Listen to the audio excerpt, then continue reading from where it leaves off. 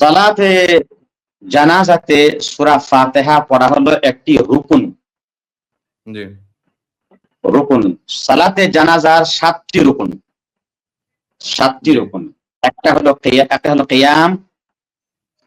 কিয়াম, দ্বিতীয় হলো ৪ তাকবীর, তৃতীয় জি। হলো সূরা ফাতিহা, চতুর্থ হলো আল্লাহর নবীর উপরে দরুদ, পঞ্চম হলো মাইয়িতের জন্য দোয়া, ষষ্ঠ হলো সালাম ফেরানো এবং সপ্তম হচ্ছে তারতিবের সাথে এই কাজগুলিকে করে যাওয়া।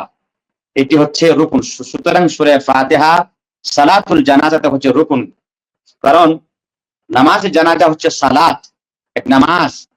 আর রাসূলুল্লাহ সাল্লাল্লাহু আলাইহি ওয়াসাল্লাম বলেছেন, লা সালাতা লিমান লাম ইয়াকরা বিফাতিহাতিল কিতাব। যে ব্যক্তি সূরা ফাতিহাকে না পাঠ করলো তাহলে তার কোনো প্রকার নামাজ হয় না।